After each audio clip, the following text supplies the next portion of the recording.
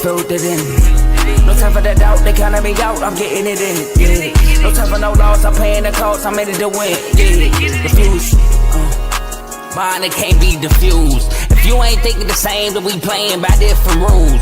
You can't see the vision, we living at different views. Until we complete the mission, keep getting up, never snooze. I walked a mile in my shoes, had the mind of a fool, chasing diamonds and jewels. Trust me, I was confused. Started minding my business and used my mind as a tool. Ended up finding my purpose and found the time to get to it. They told me I couldn't do it, they told me I couldn't make it. They sold it, could never break it. That's sadly mistaken. I need a piece of the pie, I want it so bad I can taste it. They told me like told me, keep on running toes, they gon' take a few to lose. Built to win, applied myself, I filled it in.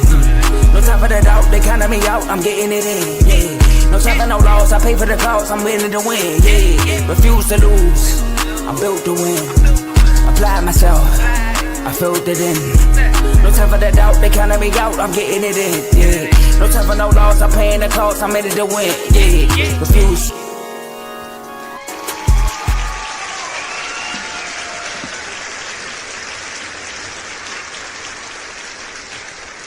Okay, we here. Welcome. This is Unfazed. I'm JJ. It's my boy Ajae. We got a great episode for y'all today. NBA playoffs still here. NFL draft just passed. But look, I'm doing good. Y'all see me, I'm all smiles. I have no dogs in these fights. I'm sitting back, kicking back, relaxing with no stress. But my boy Ajae, I'm curious to see how he's doing because his Lakers, man, I mean, they're on the verge of history. But how you doing, my boy? Man, on the verge of the wrong side of history, right? Man, oh man. I'm doing all right, though, man. We going to get to the Lakers, of course, today. We got some fun topics to get into, and that's one of them.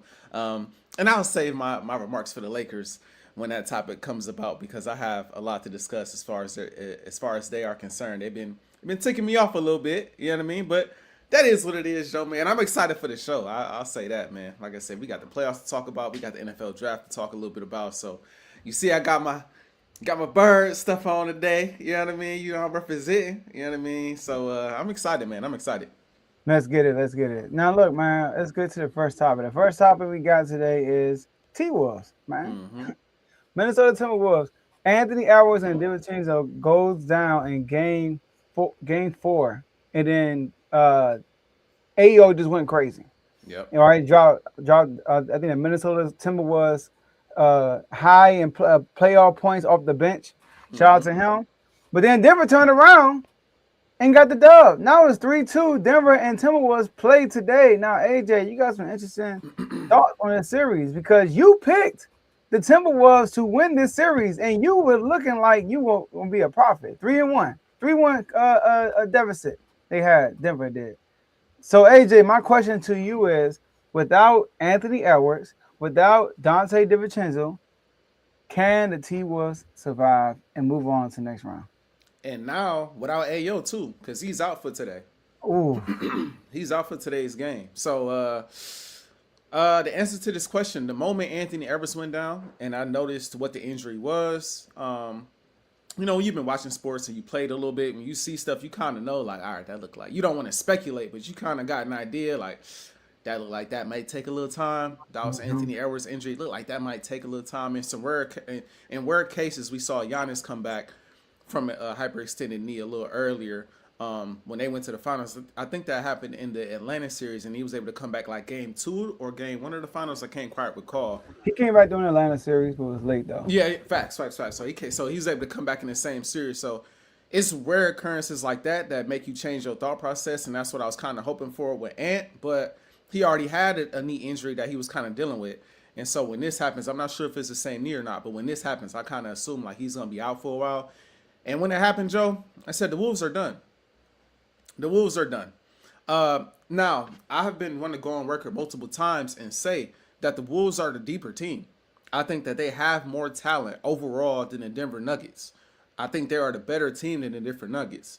But all of that changes without Anthony Edwards on the floor. Because not only is he off the floor, but Dante DiVincenzo is also off the floor. It puts all of the pressure on guys like Julius Randle, Jaden McDaniels, Rudy Gobert, Mike Conley, Ayo, like I said, who's now out. And I don't think they have enough. Now, Naz Reid also got hurt last game. He had an ankle injury He's back, but he's a little banged up as well. He's another guy that they're relying on come off the bench to give them, some big minutes and score points, especially with Ant and Dante DiVincenzo being out.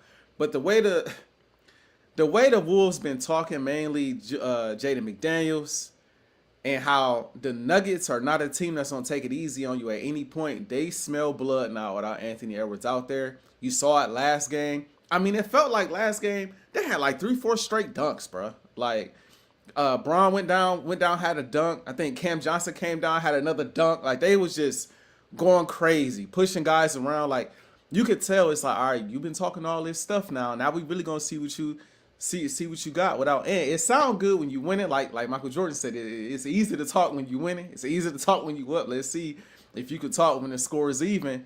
And in this case, we'll see if you could talk when the score is even and when you don't have your best player. Now let's see, Jaden, if you can go out there and expose this weak defense that you've been talking about, because they gonna need it. But I'm looking at this series.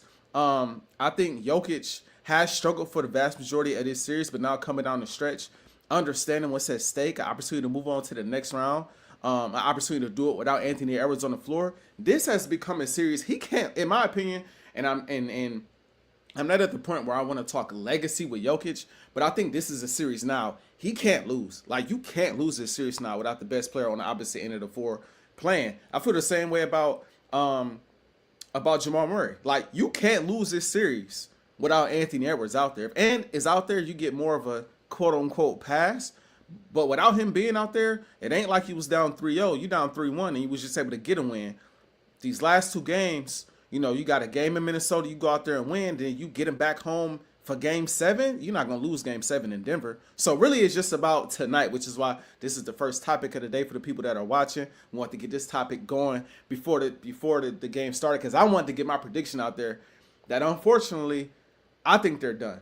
They need Anthony Edwards to be Anthony Edwards, or at least to be out there to draw the defensive attention, to be able to get other guys open looks and easier baskets. And without him being out there, without DiVincenzo being out there, now without Ayo being out there, who is going to come out, facilitate, get everybody in their positions on the floor? Who's going to take over offensively? The defense will still be like that, but they're going to have to score some points, and I don't think they're going to have enough to get out of this series. So I think that the Nuggets are going to come back from a 3-1 deficit, and I think they're going to take the Wolves out.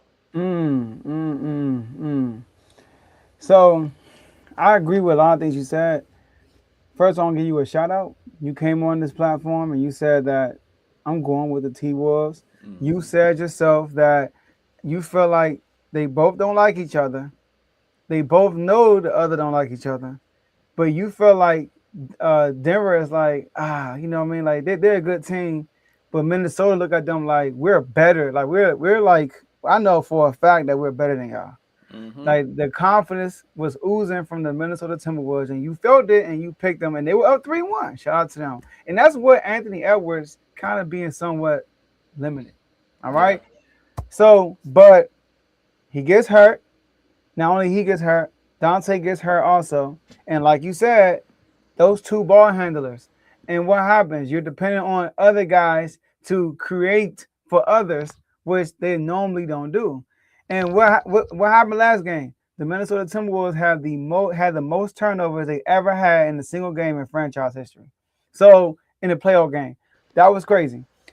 And then on top of that, like you said, the smelling blood part. Jaden McDaniels talking all this trash. He lays the ball up at the end of the game. Yoga's getting his face.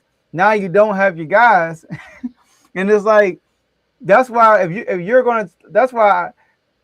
get it, you talk track and you feel confident with your team who's going to foresee an injury. But it's like if you're not going to be the biggest difference maker, this don't say nothing. all right? Because you're going to have to be able to back it up. Now, Jaden McDaniels is going to have to back it up. But, AJ, I come on here and I'm going to tell you this. I think the Timberwolves going to win tonight, bro. I think they're going to win tonight. Because when I watched the last game, yes, Denver had full control of the game. As bad as Minnesota played, they still made it a game towards the end of the game. They still almost made a comeback for real and made it interesting. And this is a bad matchup for Denver at the end of the day. Now, I get it. Anthony Edwards is Anthony Edwards. He brings pressure. He's there.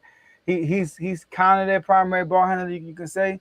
you know, but they still got Mike Conley. They still got their scorer of Julius Randle, right? Julius Randle who can still, and they're gonna be at home. So, but if they lose tonight, then Denver is gonna win in Game 7. But I honestly feel like that. Yeah, we did. We saw that. We saw that, Tom. We saw that. Golly. I think they lost by 50 for sure. Yeah. They lost 51-point loss Golly, yep. by the Hawks, who I said they weren't gonna beat nobody in the first round.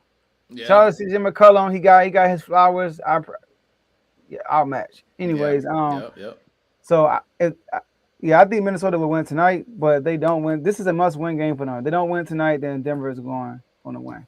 And and I wouldn't say this would tank Jokic's legacy, but what it would though do is because they were down 3-1. Mm-hmm. But what it would do is he ain't best player in the NBA no more. I tell you that. I mean, I think that's already for the most part Without a been picture. decided. Yeah, it's kind of been decided. You know what I mean? With SGA taking over and doing what he's doing. I'm interested in seeing. I'm glad that Carl brought this up in the comments. Terrence Shannon Jr. This is an opportunity for Coach. I'm blanking on his name right now, but for the Timberwolves coach to go into that bench and use some more of the depth that you have. Terrence Shannon Jr. is a young guy who can ball, bruh. He can hoop. I've been saying this for a minute now. Like, he can hoop. Jalen Clark can hoop. He's scrappy. He can really play. So you got some young guys that can come and potentially help. Thank you, Coach Finch, Carl. You got some young guys that can help push you over the top if you give them an opportunity. But you got to give them an opportunity. And so I just feel like at this point in the series, though, my issue with Finch is this. I don't think Finch does a good enough job giving those guys reps in the regular season to get them ready for moments like this in the postseason. That's the problem. I think if you play these guys more in the regular season and pivotal moments and big games to help get seeding and things of that nature, when it comes to the playoffs, they're already kind of accustomed to playing in these big moments. But you don't give these guys no playing time. It happened to Rob Dillingham. Now he ain't in town no more, right? It's happening to Terrence Shannon Jr. Now, if he steps up and balls out, so be it. Same thing with Clark. Clark, oddly enough, played some decent minutes for you last year in the regular season. Didn't see the playoffs at all for the most part, going into, when the playoffs started. And I was just like, yo, he hit big shots from the outside. He was a scrappy defender. He got your offense going. He was a nice spark plug off the bench, and you didn't give him no opportunities in the playoffs. It made no logical sense to me whatsoever. He likes to go to ride out with his veterans. I understand it, fully understand it. But at some point, you got to give your young guys an opportunity, especially in this West full of young talent. Sometimes you need that youthful energy off the bench to come and give you a spark plug when Anthony Edwards needs a break or when DiVincenzo needs a break. Mike Conley's already old and on his way out of the door. Sometimes Julius Randle have it. Sometimes he don't. Like, help spell for these guys, but he don't do it, Joe. So this is... Hopefully the young guys, even though they haven't got a lot of regular season minutes, hopefully they're ready for this moment tonight because he got to play him. And he probably, and if it goes 7, you definitely got to play him in game 7 too. You got no choice. At the very least, you would hope that they bring energy. Even if they're not making shots, even if they are making some mistakes, because they're going to make some mistakes. They're young. It's like he can't stand when young guys make mistakes like they're not young guys. They're going to make mistakes. It is okay. As long as they bring some sort of energy and tenacity defensively, jump some passing lanes, get some fast breaks going, then you will have you have a shot. But again, you got no choice without Ant and without Dante and with Naz Reid being banged up and Ayo. Like it kind of forced your hand. So right now I'm checking right now the score is 13-7. And like Carl said, he got Terrence Shannon Jr. already got 6. 2 or 3 from the field, and Julius Randle got 7, 3 of 5 from the field. So they off to a decent start. They at home. I think they're gonna win tonight. And they might. I just can't. I can't see them getting out of this series without Ant. I can't see it. I think when push come to shove, in the fourth, it's gonna get a little too dicey. And I don't trust. I like Julius. I don't trust him though. I don't trust him to close out Denver. I don't know, bro. I don't know. When you feel like that, yeah, like that's tough. I'm laughing and smiling when you was talking because this This is you word from word, like last year. Literally, literally, You word bro. for word. You last year you said the problem I had with Finch is he don't play his bench throughout the season, so when playoff time comes, he don't have the reps. Hmm. You said this last year. I think you probably said it the year before that too, but you've been Yep. saying this. For a while. For a Yeah. while. It's been an issue for a very long time. He does not trust the young guys. And the young guys can play. They might turn the ball over here and there. They might make young mistakes, but you got to give the young guys an opportunity to make those mistakes where they count but don't count as much. So when the playoff Right. starts, okay, this really counts. They gonna make a few, but maybe they make less. And then the more confidence you instill in these young players, the better Better they they get play. facts. So I don't know. It's like TSJ common sense, but TSJ it's been like nice for a minute. He been nice for a minute. He came not that before we move on. He came out. I'll never forget. He came out drafted the same year. Dillingham was drafted. He looked more polished than Dillingham in the summer league. He came out with I think a 25 point game, a 30 point game. He was hoping, he had and they some key pulled him. minutes, and then he had key minutes in the playoffs against OKC. Did he play against OKC? I don't think so. If he did, he ain't played long. If he Okay. did, he ain't played long. I think he did. All right, go ahead. Go ahead. I'd have to go back and revisit. But I remember in the summer league he was hooping, and then throughout the season he didn't play. And you know, most of the time, first round picks when they show themselves in the summer league and they get pulled early and they like, all right, we're gonna sit you. That's the signal for you're gonna play some big minutes in the regular season. The minutes wasn't there. And again, I get it. The Wolves have they got a lot of veterans and a lot of depth, so I get it. But like he earned the right to showcase what he could do. I felt the same way about Dillingham, and I still think they shouldn't have traded. But I know they got Ayo. Ayo is a hooper, but I still don't think they should have moved on from him. But you know what he okay okay. He did play in the playoffs. So I'm trying. okay. I don't know. It's just showing Was it this the year. OKC series? I I'm know not I know trying to for a figure fact he didn't play a lot, and I was like, they need to play more. Here we go. All right. So he played yeah, bro. He played, bro. I knew How I wasn't much? tripping. Yeah, so he played against hold on. 2025. Y'all played the Lakers last year? I'm tripping. Yeah, bro. Oh, yeah, I did. That's right. Yeah, bro. My bad. Yeah, My they bad. got us out of there, bro. It's okay. I said y'all played the Lakers. They played Right. y'all. My bad. Right. But They yeah, got us out of there. he played okay against OKC. I know I wasn't tripping, Yeah, okay, but okay. hold on. These probably garbage time minutes though. Hold up. He didn't get no tick like that against Okay, OKC. he played 7 minutes in a 2-point game when SGA went crazy on y'all. He played 7 minutes and 40 seconds. Okay. And I remember he came in the game, bro, and he was 2 from 3 from the field. Yeah. I remember he had some key minutes, bro, in the key game last year. He was 2 for 3, 1 for 1 from 3, and he played 8 minutes. I'm like, we need more. We need more, bro. Yeah, we need more. And I think the year before that, and no, I remember this year for specific. No, did he not play against Denver too the year before that? I know he spent too much time on If him, if we did, it was similar. It was like he got 5 minutes here, 7 minutes there, didn't play the rest of the game. I'd have to go and double check, but from what I can recall, he wasn't getting like big minutes like that at all. You know what? He didn't play against Denver. He wasn't. Yeah, He didn't I'm like, play. if he didn't. I think it was the OKC series, and he might have only played 1 or 2 games. I thought he had a game where okay. See these. Okay. Oh yeah. I know I wasn't tripping. When y'all blew them out, he played, and it said right here. When y'all blew him out, he had 15. But So I don't know when that 15 came. But I remember like he 15 played points well in in the 15 minutes. Yeah, 15 points. 15.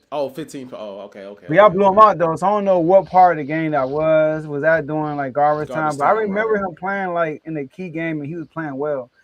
And and if I'm not mistaken, you mentioned like you gotta play these guys. Like, bro, dog.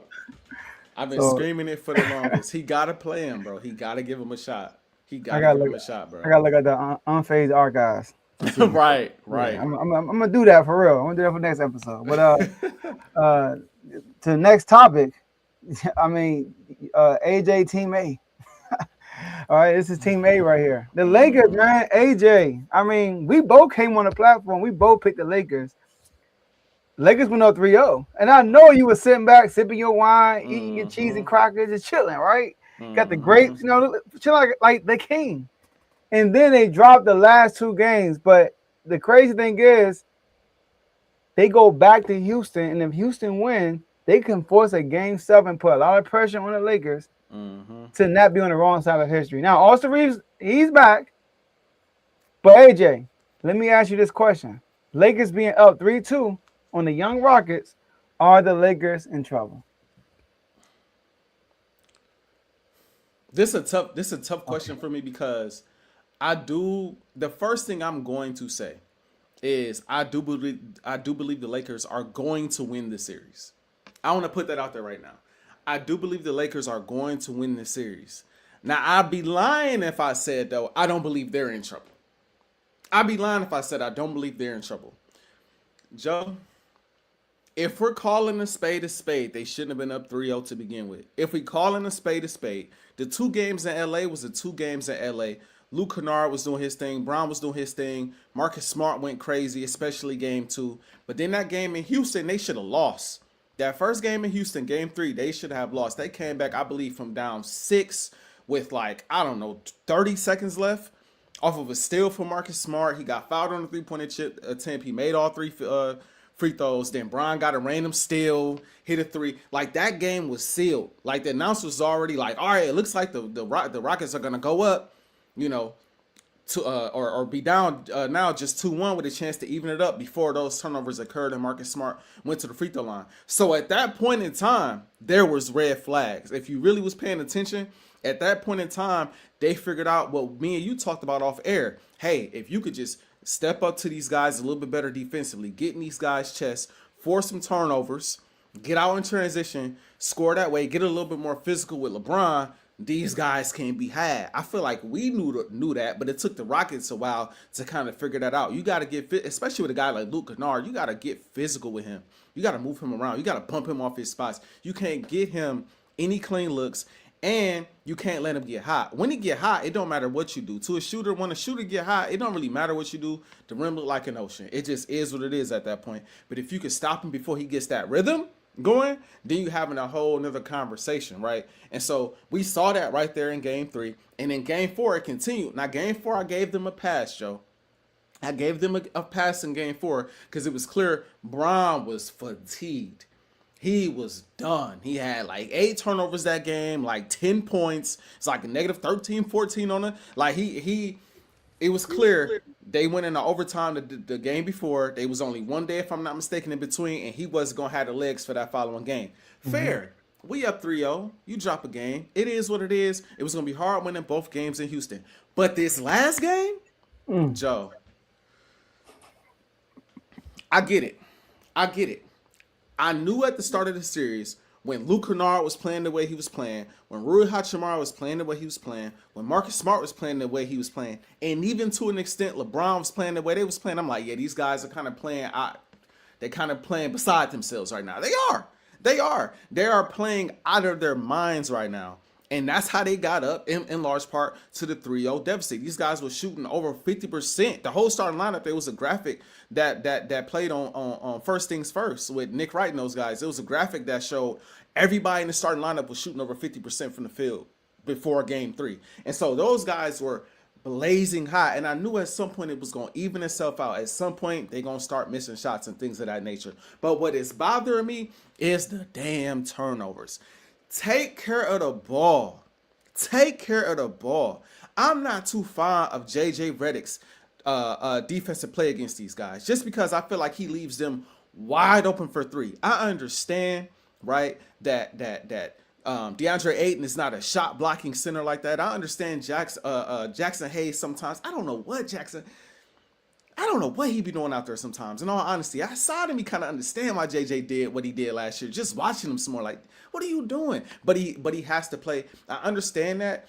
So I understand you don't want them right? To get a clear lane at the basket all game long, because that is what they do best. But you also can't give NBA players wide open threes and expect them to continue to shoot as bad as they have shot so far this series. It cannot happen. But all things considered, Joe, they scored 99 points. They scored 99 points. And a bunch of them, if I don't have the number in front of me right now, but a ton of them came off of turnovers and transition points.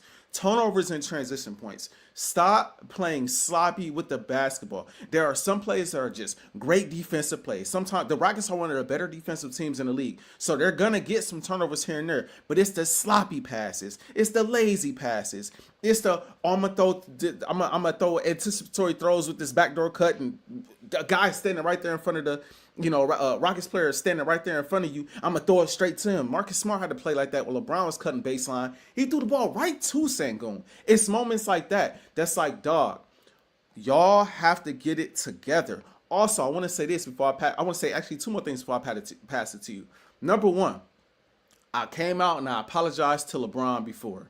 I apologized to LeBron because I said, I owe Bron this apology. He been carrying us and all this, that, and the third. But what I said before still stands about him. LeBron cannot close games at this point in time. As much as we talk about how the Rockets struggle in the clutch, we don't talk enough about LeBron not having the legs to close these games. Not having to, again, going back to game 3, we should have lost game 3. And people forget, towards the end of game 3, all of the missed shots Bron had, all of the turnovers that he had towards the end of the game. He was trying to sell that game. It's just by luck. Marcus Smart got that steal, got fouled shooting that 3, made all 3 free throws, and then LeBron got the steal and hit the 3. You kind of forget about how he was playing down the stretch. He was playing like, yo, they got it. And then again, we already talked about game 4. Last night, I'm watching him play, and I'm like, yo, and I know he's 41 and all that. I'm tired of hearing all that. You got 14 points going into the 4th.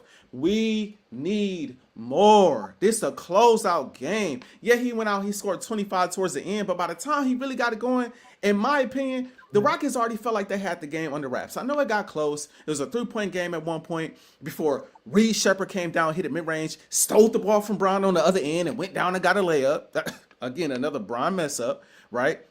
So I understand all that, but you got to put your foot on the gas a little sooner at times and stop relying so heavily on these guys when they don't have it going. Because Marcus Smart is not playing that well in this game, right? Well, he started off pretty good in the first quarter, but after that, he was subpar at best. Luke Kennard is not making shots right now. And then you got Austin Reeves. Austin, don't do this year.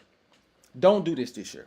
Last year, I gave you a pass. I understand that Wolves defense is that Wolves defense. I understand the Wolves are the Wolves, right? But this Rockets team is different. You come out, I know it's your first game of the month. You went out there, you shot 4 for 16. 4 for 16. And now without Luka being out there, you're the number 1 option offensively. Now, in my mind, I kind of knew you was going to throw off some of the offensive chemistry that we had in place, but I'm also thinking he is a bucket that we need. And in all honesty, it don't help us if you out there if you're not going to score efficiently because you damn sure ain't holding no defense. They getting every switch they want, bringing you out to the outside and taking you to the rack every chance they get. That's part of the reason why they're getting all these open looks on the outside, because they switching on these screens. They're attacking you, driving to the cup. You got everybody conversion, and now Jabari Smith is wide open, or Eason is wide open in the corner, or Reed Shepherd wide open at the top of the key. The Lakers bet not lose this series. They bet not lose this series, bro. You was up 3-0. You were up 3-0. There has never been a team that came back from down 3-0 ever in the history of basketball. I think the record is 0-170 something. And the Los Angeles Lakers, led by LeBron and Austin Reeves and a supporting cast with JJ Redick as head coach, with a team that doesn't have their best offensive player, that struggles to get over 100 points in the playoff games, with now 1 game in Houston and another game, potentially game 7 in LA. Y'all better not lose.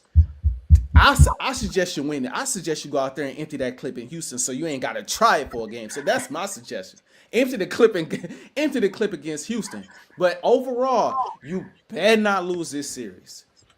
We counting on you going out there dropping OKC. Let's just spoiler alert. We know we ain't probably gonna be OKC, but you got our hopes up getting them 3-0 against this team. I don't care what Jabari Smith say. They feel like they the better team. You was up 3-0 either way. Okay, so you played good enough to be up 3-0. You are good enough to win at least one more of these games. Bron, go out there and play aggressive in Game 6.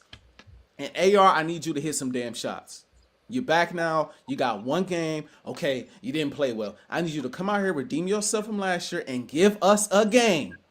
I need a 25 to 30 point game from AR. I need a 25 to 30 point game from Bron. I need the rest of y'all to fill in where you can fill in. Make some shots from the outside. Strap down on defense, and most importantly, don't turn the ball over. As long as you can take care of the ball, and our two guys can play like the two best players on the floor, because one could argue they are the two best players in this series without KD and without Luka.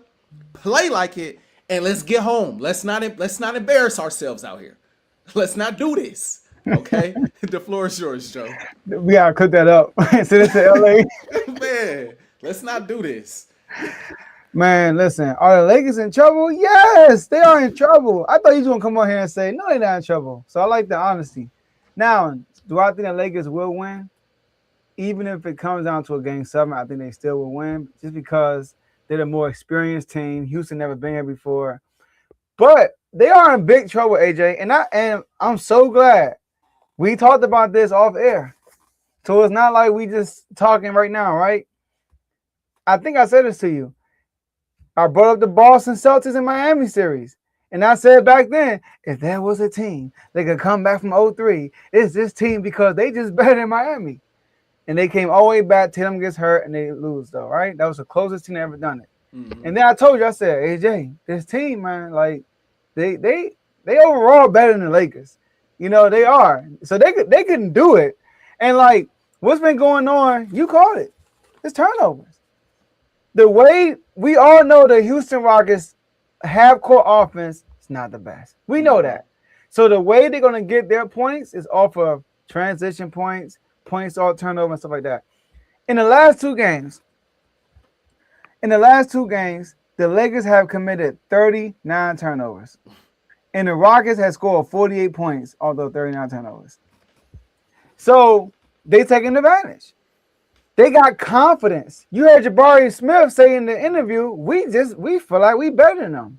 Like, and he has a point. Shout out to LeBron. I like his response. He was like, I'm too old for that, man. Like, it's going to be decided between the four lines. Like, I don't care. Right. Talk to one of them youngers about that. Shout out to LeBron for that, right?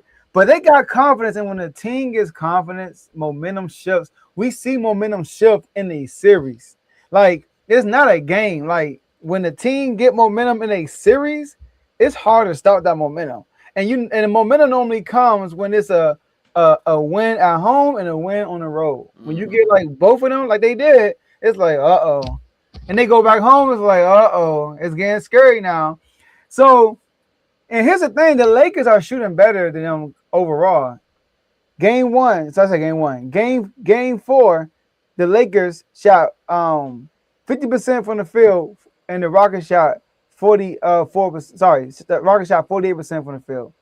The next game, the Lakers shot 44%, and the Houston Rockets shot 42%.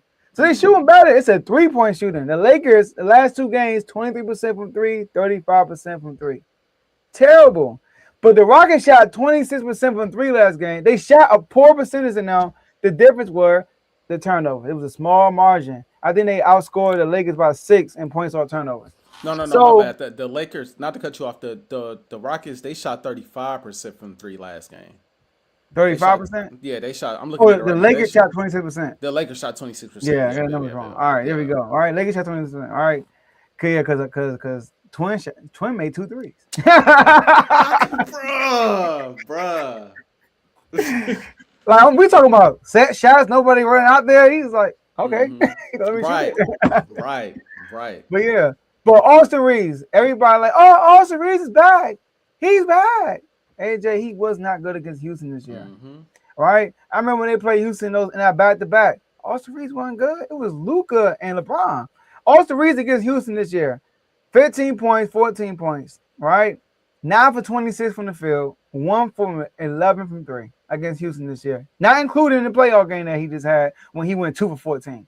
So it's going to be tough because Houston is younger, more athletic, more scrappy, and the time is shortened now. It's not no play, take 3 days off, play, take 2 days. No, it's every other day y'all are playing now going forward.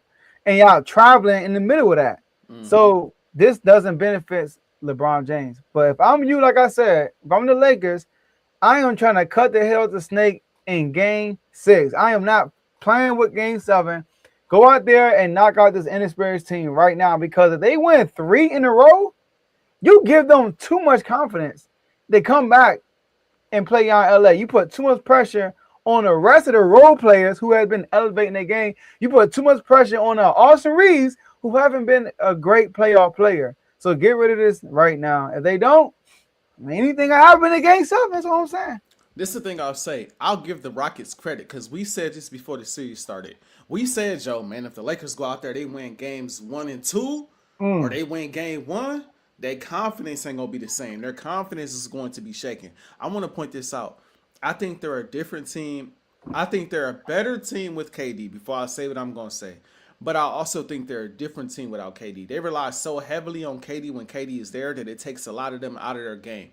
But when KD is not there, the team got a different vibe. Those guys feel empowered to take more shots, especially guys like Reed Shepherd, Jabari Smith. Like they seem more empowered. They feel more empowered to take crucial shots down the stretch of games. They have more confidence. Whereas like if KD out there, it's like, should I take this shot or should I not? Like they don't have that same type of confidence. And if they take a bad shot, KD ain't afraid to kind of get on them about it, especially Reed Shepherd. We noticed that in game 2. Reed Shepherd took a shot in transition. It was an open shot. He just missed it. And KD went off on him about it. And so they play differently without KD. But this is what I was saying in regards to the Lakers. This now comes down to JJ Redick. Go back to what worked in the first 2 games. They have completely shied away from the game plan, and I don't know why. Tell Bron, get his ass to that elbow. Tell Marcus Smart to bring the ball up. Get a ball to LeBron on the elbow, and LeBron make decisions from the elbow. With that in mind, you were able to draw plays for Luke Kennard. You were able to draw plays for DeAndre Ayton. You were able to draw plays for a multitude of different guys. It took pressure off of LeBron bringing the ball up. It allowed him to preserve himself, to pick his shots a little bit better. It allowed him to get to his turnaround fade a lot easier, allow him to make plays and drive into the basket. But most importantly, now with the addition of Austin Reeves back, just because he's back against a team that he struggles with doesn't mean that he has to always bring the ball up, because they are going to trap him, or not trap him. They're going to be physical with him. They're going to strip the ball. And I don't care what nobody say. He just came back. I'm not sure he's 1,000% healthy, right? Like he's out there now, but I'm not sure he's 100%. So draw up plays for him the same way he was drawing up plays for Luke Kennard. Get him some open looks. Again, Austin Reeves is a shot creator and all of that. But most importantly, he's a shooter. He's a shooter. He can drive. He can get to the layup. He can get to the basket. He can get to the free throw line. All that is a part of his game for sure. But Austin Reeves is at his best when that mid-range and that three-point shot is going. So draw some plays for him the same way you did Luke Kennard. In the first 2 games of the series, you got Luke Kennard wide open shots. Austin Reeves is the type of player that just need to see the ball go through the net a few times, get that confidence, get hot, and then again, he's another player for us that when he gets going, he can get going. That'll put Bron in position yet again to pick his spots. Maybe he has his legs for the 4th. But you got to go back to that game plan. All of this, LeBron bring the ball up court. And LeBron, like it's the 2018 Bron, and he making all the decisions from the top of the key. I don't know why they switched to that strategy. I don't know if that's a LeBron thing or what, but it has not worked since you started it. Again, you started at game 3 and you should have lost that game. You should have lost that game. And I noticed it from the moment it started to happen. Like, why is LeBron bringing the ball up all of a sudden? That's not what we was doing the first 2 games. We had Marcus Smart bringing the ball up. We need to get back. Even had Luke Kennard bringing the ball up from time to time. But we need to get back to what had us winning. But I go back to this, Joe. I go back to this. You boys bet not. You boys bet not embarrass us like this. Go out there and close. Go out there and close. And the thing about it, these games don't be blowout. Yes, game 4 was a blowout. Cool. But most of these games, the Rockets struggle to close games just like we do. So we right there. Y'all could have won the game last night. It got close last night. Before the Reed Shepherd mid-range, we had an opportunity down 5, I think with 30 seconds left, came down, Bron missed the 3. Then Austin Reeves missed the 3. Then Aiden had it's like, yo, and they clean looks. Get these guys out of here, bro. Get these guys out of here. Let's Joe, let's not do this. I've been having to avoid social media all day today. I'm like, man, I ain't trying to hear nobody talk about it. I'm not trying to hear it. I'm not trying to, the Lakers about to blow. I'm not even trying to entertain. I'm trying to keep a positive mindset about this. But you brothers, y'all better go win game 6. Just go win game 6. Because game 7, I don't care where it's at. It helps that it's in LA, but that can get real dicey. So go back to what works. Go back to what works, please. Please, bro. Please. Goodness gracious, bro. And take care of the damn ball. You muted. I said you better start spinning in your chair, like, man, like. Dude, you should have seen me last night. I'm just like, dog, like, cause it's driving me crazy with this defensive game plan that JJ Redick has. I'm not the biggest fan of it, right? But like I said before, they only scored 99, so I can only be but so mad at it. The issue is the turnovers. That's the problem. They got 90. I'd have to. Again, I wish I could see how many points they scored off turnovers since they only had 90. 18. If they score 18. They scored 18 points off turnovers, bro. So really, they put up like 80-something points last night if you don't turn the ball over. Come on, bro. Just take her. Even if you're not scoring like that, they don't have enough offensive firepower to just beat you head up. You have to beat yourselves for them to beat you. They actually sealed the game off of points off turnover. Reed Shepherd got that steal. Hey, bro, you have to beat yourselves for them to beat you, which is why I kind of push back on that. The Rockets are the better team thing, because on paper they are, but if you have to rely on turnovers to beat a team, I don't know if you're the better team, in all honesty. But needless to say, bruh, 18 points off turnovers, you lost the game by 6, and they only scored 99 points. Just be careful with the ball. Even if you shoot, you miss, and it's a one and done possession. At least you get to go back down court, set up your defense, and make them make shots. Make them beat you that way. They probably won't beat you that way, but they will beat you off turnovers because they athletic, they big, they can get out, they can dunk, and y'all not athletic enough to stay in front of them in fast break opportunities, which is what we've seen these last 3 games. So get back to what works and take care of the ball, and the Lakers will be fine. But I'm gonna be pissed they blow this. I'm gonna be hot they blow this, Joe. I don't think they will, but boy, this starting to feel like Denver. Like, bro, don't do this. Golly, man. Joe, let's move on, man. There's a lot of good series going on. Right, I can go to game 7. You know, the Celtics are they losing by 12 with 2 minutes left. Oh, game yeah. 7. Game 7. They done. Timberwolves up by 1, 40-39. Okay. So it's gonna be close down the stretch. Speaking of close down the stretch, Joe, the number 1 seed in the Eastern Conference are the Detroit Pistons, and they are going up against the number 8 seed Orlando Magic, and the Orlando Magic have given them everything that they can handle in this first round matchup. Now the series right now, Pistons were down 3-1. Now all of a sudden, Cade Cunningham goes off for 45, and it is 3-2 in games going into game 7. They play in Orlando. My question to you is, will the Pistons complete the 3-1 comeback, or will they end up going home in 6 or 7? All right, my pick. And to whoever, not to cut you off, Go ahead. to whoever Matt is, when the Lakers win, make sure you come. I'm tired of y'all love to do this. Y'all did it with the Eagles. Y'all did it with the Lakers. When my team win, everybody be ghosts. But as soon as they get in a little trouble, y'all don't want to pull up for that next episode. So make sure you're here for that next episode when the Lakers seal the deal.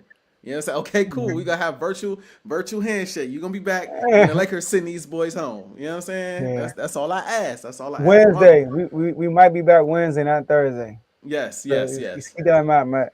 Keep that in mind. But my bad. Go ahead, Joe. My bad. No, you good.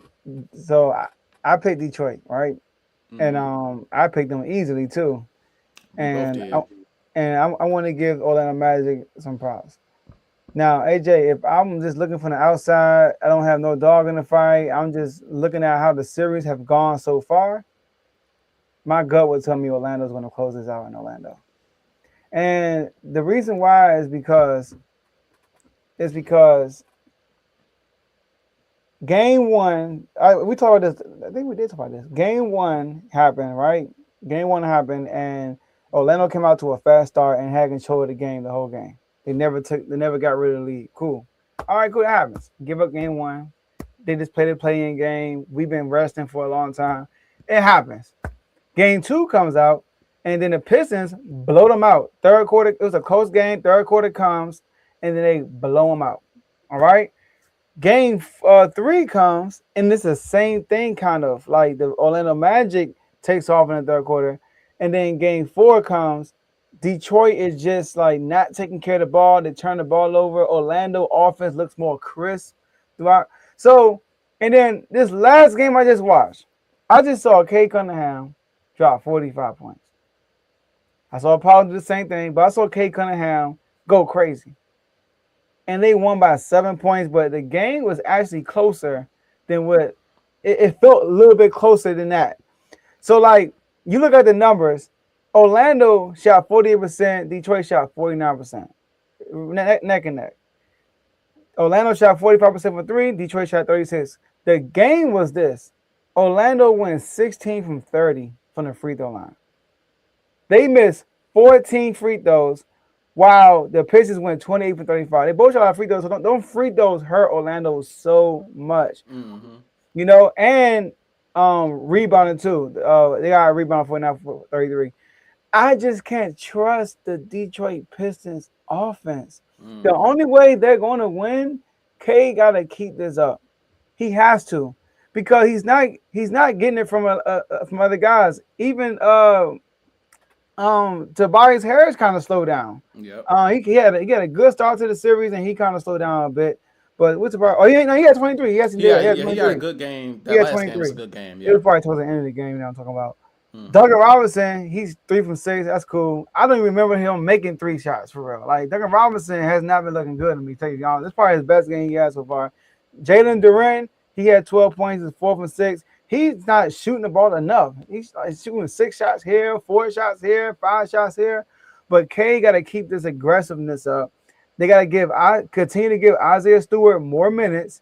I see they kind of increased his minutes a little bit last game, because when he's on the floor, he's electrifying.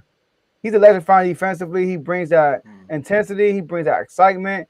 He fought like all them blocks he be getting. It be crazy. Like the stat sheet be saying, I got a feeling like they be doing him dirty in the stat sheet. They say he got 1 block. Bro, ain't no way he got 1 block. Yeah. It's no way he got 1 block. Like I don't get it. It was game 5. I'm watching, or game 4. I'm watching. He got like 4 or 5 blocks. I look at the stat sheet. He said he had 2. I'm like, what? Mm-hmm. What are you talking about? So yeah, man. My gut is telling me Orlando. I'm going to stick with my pick though, and I'm gonna go with Detroit, because I do feel like they had the best play on the court, and I feel like a switch got flipped last game. So I'm gonna go with Detroit, but my gut ain't gonna lie, saying Orlando is gonna win this in Game 6. I wanna address a comment. This comment, something similar has been put in the what's the name. And then before we fully move on, I want you to answer this, then I'll answer it, and then I'll give my answer for this next question. Does this damage LeBron all time standing? If he lose, is he out of the top 3? Joe, what's your quick comment on that? Okay, because he put it in the he put it. I ignored what the first one. Respectfully, I kind of ignored the first one. Like, all right, so I'm going to answer this. I might take like a minute, not like 60 seconds on this. All right, so look, okay. I want to say this. I am not going to condemn LeBron for losing this late in his career. That's not me.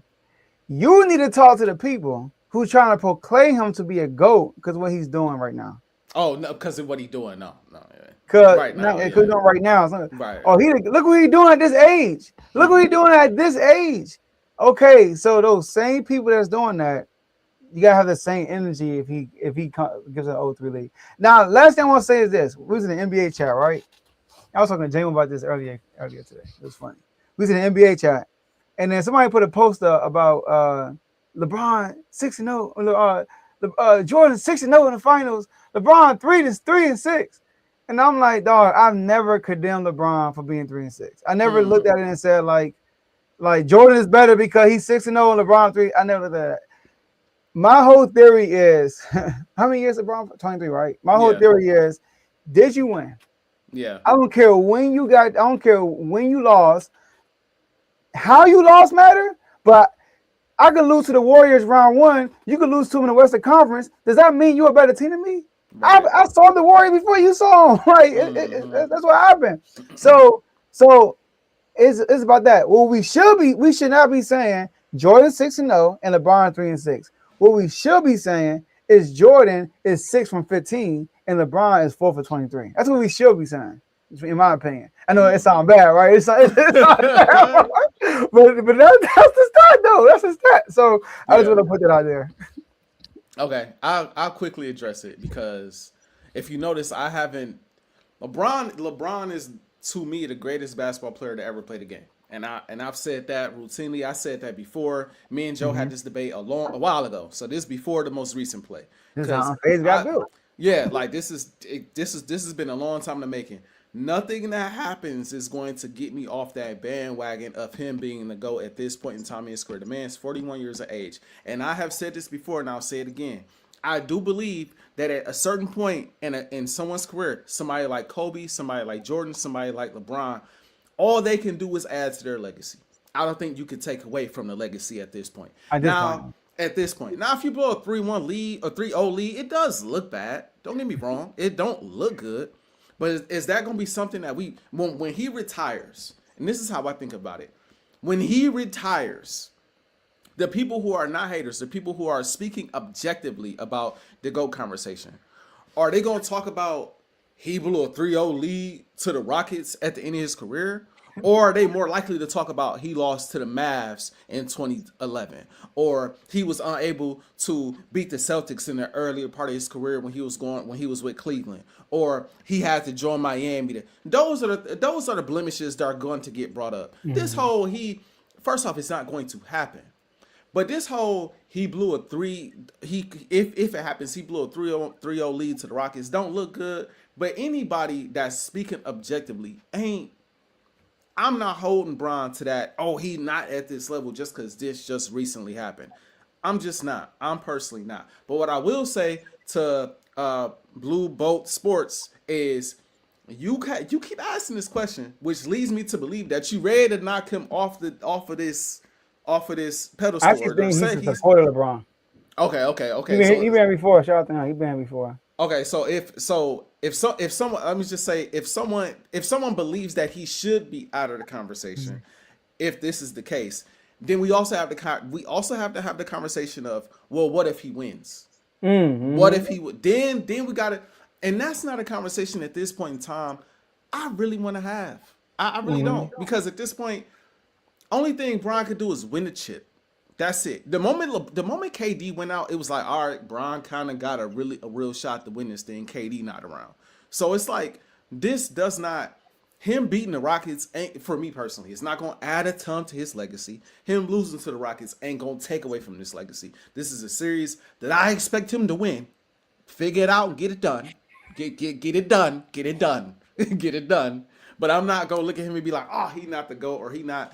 To say he out of the top 3 or out of the top 5 that's just blasphemy. I don't really have nothing. That's crazy. I don't have nothing for that. I do want to say this though. If I'm sorry to cut you off. Yeah, all good. I think it's one thing can happen that can hurt his case against Jordan only though.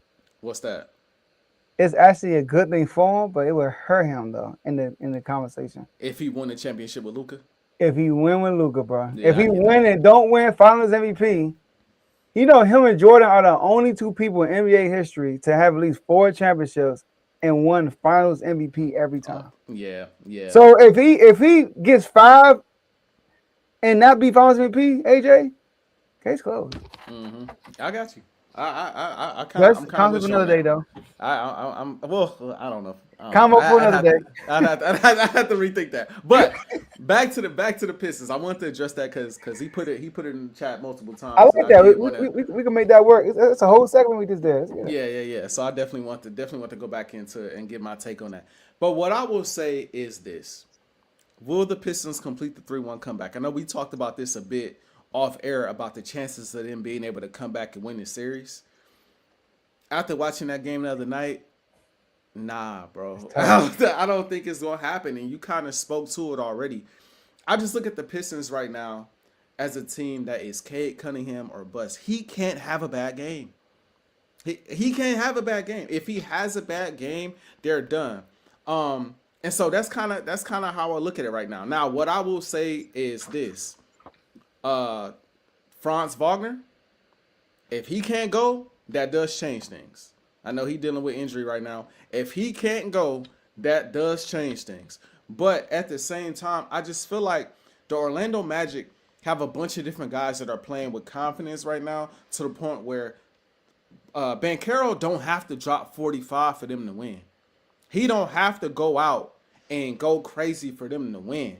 Because you got other guys that are stepping up and playing well. Like Suggs is playing decent. Desmond Bane, even though he didn't play well in my opinion in the regular season, he steps up. He's playing decent, in the postseason. They're getting some bench points. So you got other players that are stepping up and playing well. Okay, Franz is out. So that is a big deal. We're in the case of the Pistons, Jalen Duran, where are you at?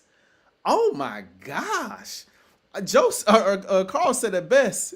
He just be throwing the ball at the rim.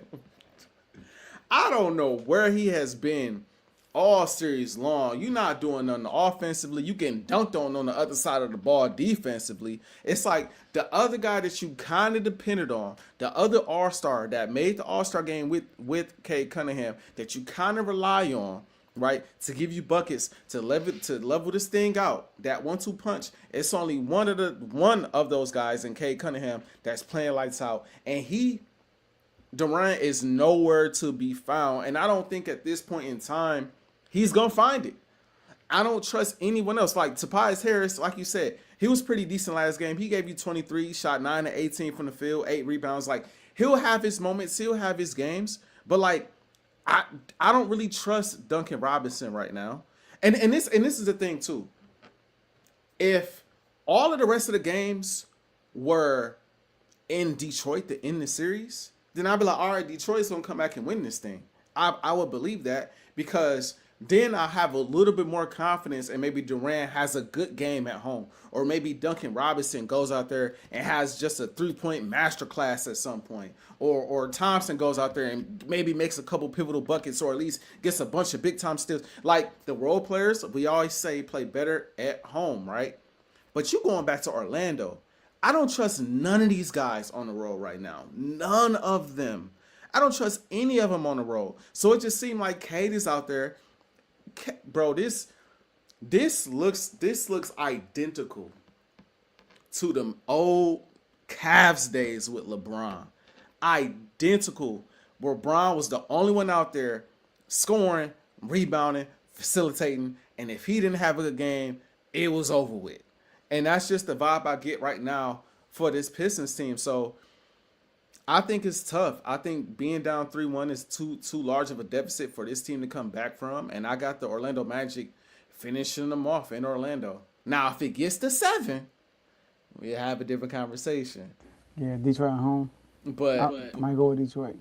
Yeah, but right now with them going on the road, I think it's a little dicey. I don't trust any of those guys to really step up and play well. I think it's gonna fall on Cade, and we saw last night Paolo could go off for 45 just like Cade.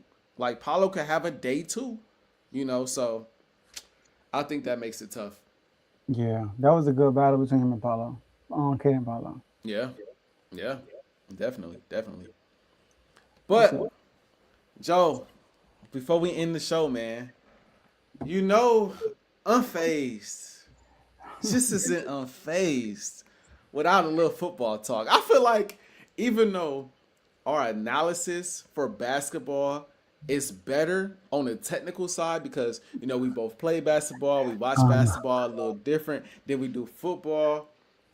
Football is the more entertaining thing for us to discuss here on Unfazed because I'm an Eagles fan, you're a Commanders fan. Both our teams, I believe, with the addition of Jaden Daniels, even though he was hurt last season, they was just in the conference finals the year before. My team was just Super Bowl champions.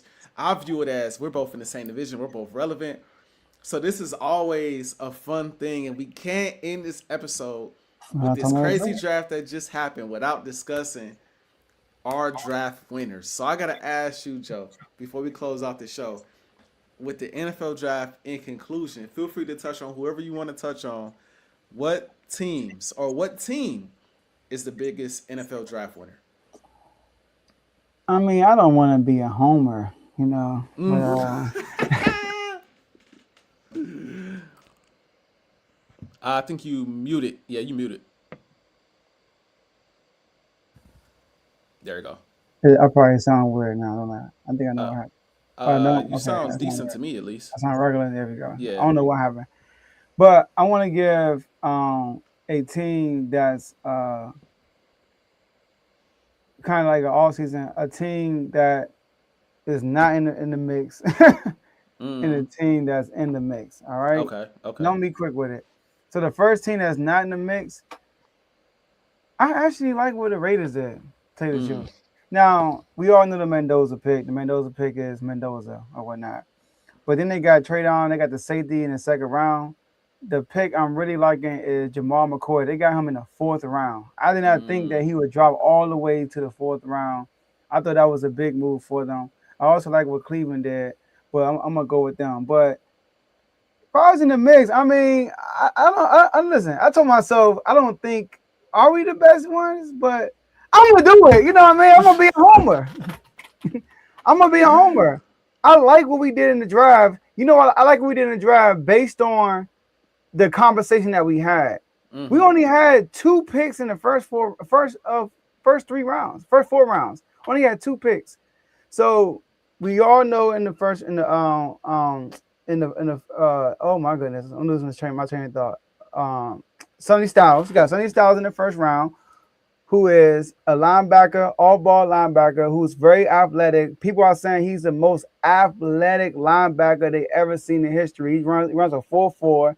He's 6'5", 230 something. The dude is a freak of nature, and he only been playing linebacker for 2 years. That's a big thing right there. And then we got the receiver from is it Tennessee, I think. Tennessee. I don't have the list from right now. The slot receiver from Tennessee, I believe. I forgot his name. Is Tennessee. One of the best route runners in the draft. Shout out to my boy Carl. Got the inside on Carl, CTC. We got help me out, Carl. Clemson. I knew it was Clemson. There it is. We also got the running back from Penn State, who's an all-time leader rusher from Penn State. I mean, Adam Peters is dipping dabbing into the draft. We got Joseph. Joseph was from Tennessee, the linebacker. We got Joseph from Tennessee. Now, my boy didn't look too pleased, and when he got picked by the Commanders, I don't know why he was looking upset. But what I like about the picks we made is because the depth we created in the linebacker room. Oh my goodness! I mean, the free agent, we got 4 different linebackers, and then we drafted 2 linebackers in the draft, and then we had to address the running back room. Obviously, AP hit hard last year with Bill, and we added, I think his name Kadrion, I believe. Help me out, Carl, dude from Penn State. So quickly, I'm gonna go with us, but I really like what the Raiders did. Well, to me, I got a few teams I want to quickly mention. Number one, I like a lot what the Jets did. I like what the Jets did a lot. You went out and you got David Bailey, one of the best edge rushers, if not the best edge rusher in this draft, was your first pick. Then you went and got Kenyon Sadiq, tight end out of Oregon, who is a dog. He looked like he gonna be one of them ones. He looked like he reminds me a lot of Kyle Pitts, but a guy who actually gonna produce. Like Kyle Pitts is a guy that had all this hype, but he just didn't produce. I feel like Sadiq is gonna be a guy that produced. And then I was super high on Omar Cooper Jr. Yeah, they got your boy. I was super high on Omar Cooper Jr. and they got him at the end of the first round as well. So I really love what they did just in the first round. Those 3 picks right there, if they turn out to be what I think they can be, they could truly set your franchise up right there. So I love what they did in the draft. I also want to give a shout out to Carl's Ravens because I like what they did in the draft as well. They went out and got the guard that they really wanted to get. They got Vega with their first round pick. Because we all know Lamar Jackson wasn't getting no time in that pocket last year, so they had to figure something out on that offensive line. You got some help on the defensive line. Got the edge rusher Zion Young out of Missouri. He's a dog. But my favorite pick of them, and Carl know where I'm going with this, Jacoby Lane in the 3rd round. Ooh. Oh, my good. He's going to be special, Joe. He a guy in this draft, receiver-wise, I think a lot of people slept on, including myself, until literally right before I did my my Ajae Spurs special on the NFL draft, and I got to looking at prospects we can get, and he came across my desk from CTC Carl. Oh, my gosh. Jacoby Lane is a guy. I might have reached for him at the end of the first round. I'm not going to lie. He can play. He can really play. Powerful. He can go. So I love those additions. But like you said, Joe, I gotta be a homer. We see the colors. I mean, we see Philly on my chest. You know what I mean? We just gotta do it. I love what the Philadelphia Eagles did in this draft. Number 1, first things first, Pittsburgh. Yeah, you know, Mekhi Lemon, you know, we next on the clock. We gonna select you right here at number 20.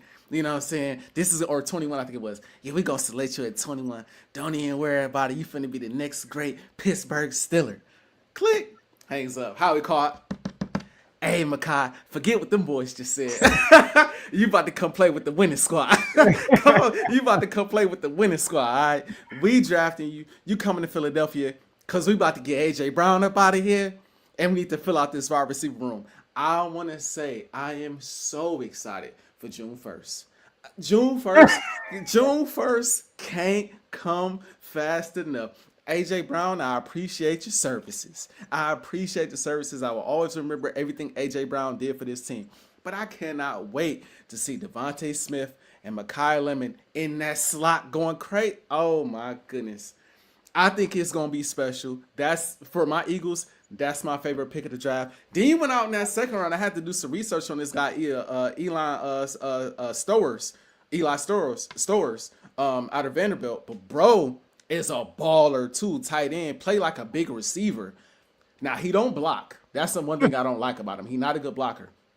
But athleticism jumps off the charts. The hands jump off the charts. He is a big receiver. He's a receiver, honestly, playing the tight end position. So he's a dog. He went out and adjusted the offensive line a little bit by getting Markel Bell. So that was a big time addition. And then in the midst of the 3rd round, while we got Lemon. Okay, we went and got Eli. Okay, we went and got offensive line. You know we need some edge rusher help. What we gonna do about edge? Let me call the Minnesota Vikings real quick. Yeah, hey, y'all got Jonathan Gennard. He available? I'm gonna give y'all a couple 3rd round picks. We're gonna take Gennard, and when he signs over here, we're gonna give him an extension and make him happy. And you heard the first call that was made. That first call came from Jay Hurts. Jay Hurts got on the phone. He said, "Hey, man, we gonna get you one. We know you ain't had that in Minnesota, wherever else you done played. But over here, we trying to collect them rings. We already got one. I'm gonna get you one." And for what I hear, when Jay Hurts tell his guys he gonna get him one, he followed through. He followed through. That's all. He get his guys one. So I feel like the Philadelphia Eagles are in a great position. AJ's Birds fans, don't worry. I ain't forgot. I've been a little busy. But I plan on recapping this even more in depth and giving y'all even more analysis on other stuff that's going on, especially with AJ and all of that. So don't worry, episode coming at y'all soon. But I am so excited about my Eagles this year. I know it's gonna be talk after we trade AJ. I know, and that's the part that excites me the most. I know they're gonna dismiss us the moment AJ ain't on the team no more. Oh, the Eagles ain't nothing. We already the 13th best team in the NFL. The Commanders had a really good draft. The Cowboys, who we didn't mention, also has Yeah, a the damn whole good NFC draft. East, they're good. The whole NFC East did really well. So I know we gonna be slept on. Some people probably gonna have us coming in, third, maybe even fourth, maybe second. But I can't wait to get back in that underdog role. And the last thing I'm gonna say is this, and I was gonna say this for AJ's burst, but I'm here right now on Unfazed, and I just don't feel like holding nothing back. When I look at the Philadelphia Eagles, Joe, the part I love most about all of this, we got so many guys that are hungry now. We ain't gotta talk about Jalen Hurts the way he's been just slandered all offseason. We know he's coming into this offseason or coming into this season extremely hungry, I guess, to prove himself again. I don't know how that works, but he coming out, he want to prove himself again. Devontae Smith, this is gonna be his second year now, besides his rookie year, being the number one option. And I know he's going to want a contract extension soon. So he's going to want to come out and ball out as well. Mekhi, he the young blood. He the rookie. So he going to come in. You know what he want to do. He want to come out and make a name for himself immediately. It just got confirmed today. He's rocking number 9 this season. He wanted Smitty's number, but obviously Smitty ain't going to give him 6. So he said, all right, I'll take 9.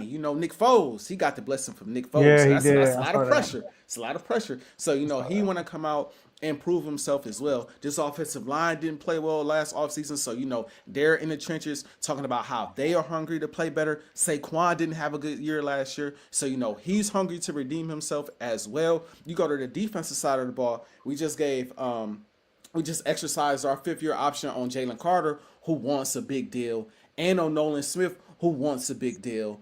Quinyon and Coop got to get paid at some point.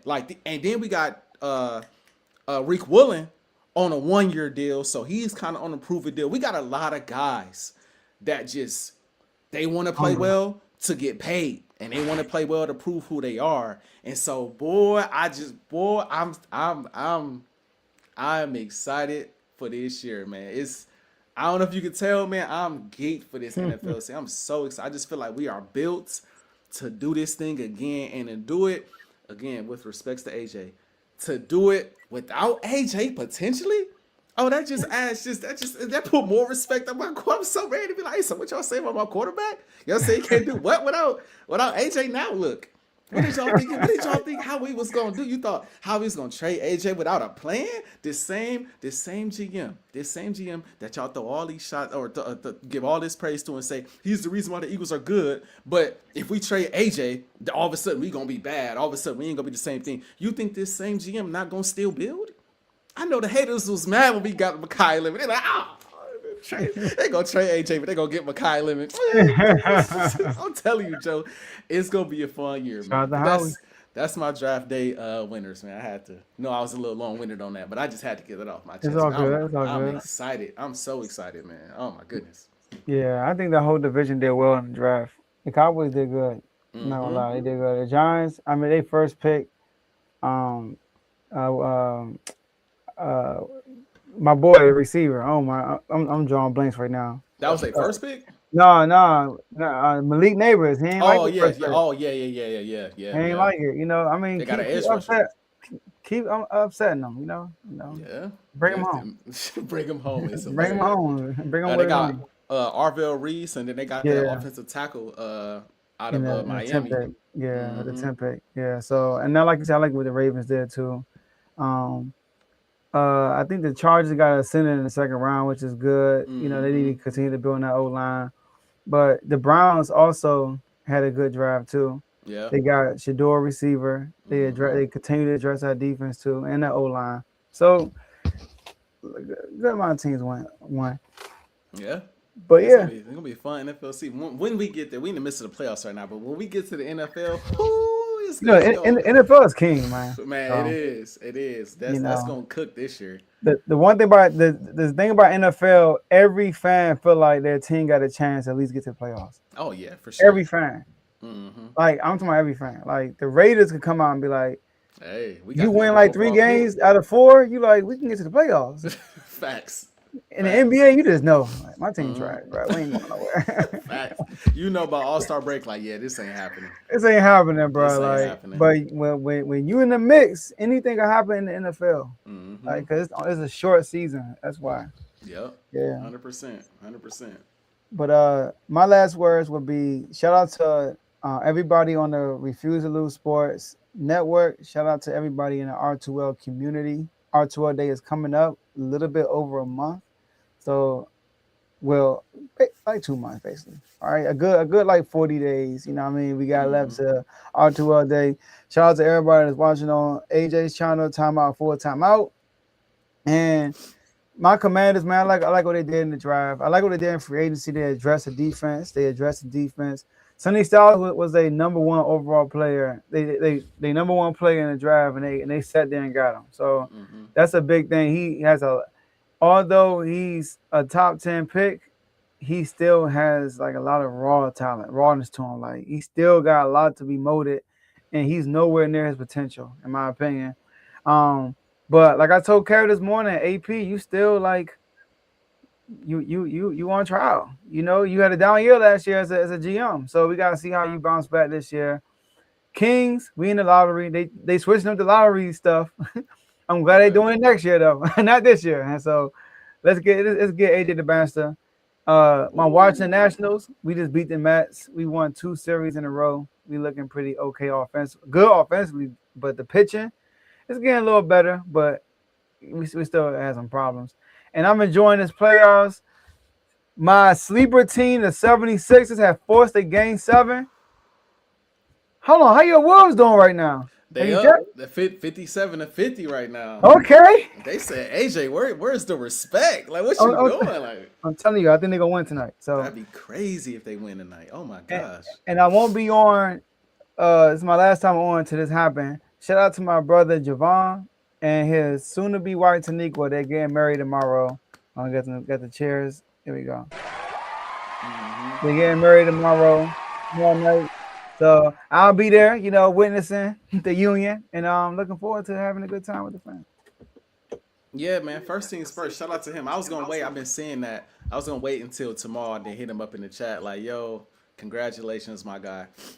That's such an exciting day, man. Hopefully his nerves is in check. I know how I was, man. My nerves was cool, and then when I got to the altar, oh shit. And when you saw her, yeah.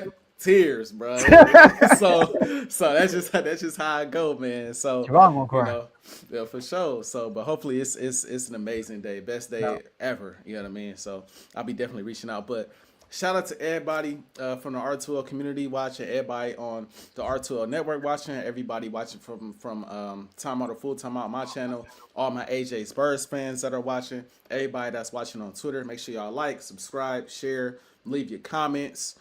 Even the crazy ones we've been getting some weird bot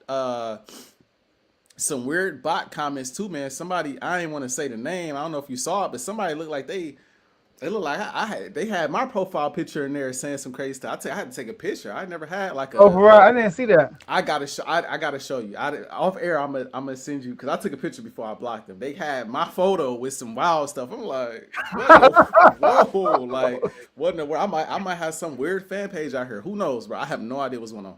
That mean you growing, man. Hopefully. Yeah, that was crazy. But yeah, man. Everybody, like I said, man, your boy is coming to R2L Day this year, so pull up. You know what I mean? I need everybody pulling up. It's gonna be a fun weekend. I'm super excited. Joe, know I've been talking to him about this off air multiple times. Like, yo, when the draft? We be getting this going out. I am geeked for that, man. Like, it's R2L Day. NFL season for me right now. The two things it's like I'm geeked for right now. So like I'm ready for that to get here, man. Like I said, Lakers, I'm proud of y'all for getting this far. I'm proud of y'all for being up 3-2 most of the series without AR, all of the series without Luka. It has been impressive, but seal the damn deal. Don't play this game. It's more embarrassing to blow a 3-0 than it is to just go out there and just lose in 5 or in 6 the right way. You know what I mean? So let's just seal the deal. It ain't gonna be easy. They're a confident bunch now, but as long as you take care of the ball, we should be fine. AR, please show up. JJ draw some plays. Bron be Bron.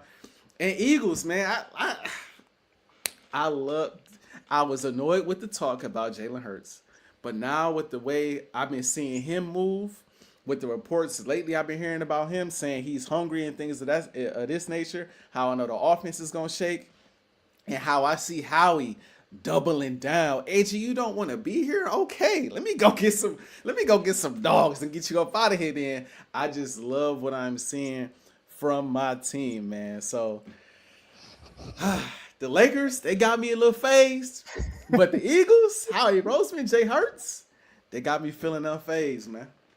Unfazed.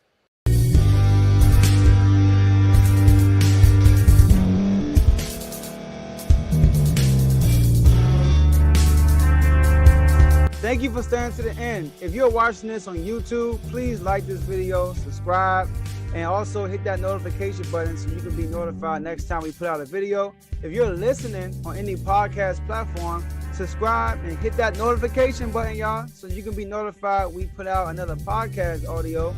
And last but not least, hit that share button. No matter what you're listening to or watching it, hit that share button and send it to somebody that you know that would love to watch this episode you just listened to. So once again, thank you for staying to the end, and we'll see y'all in the next episode.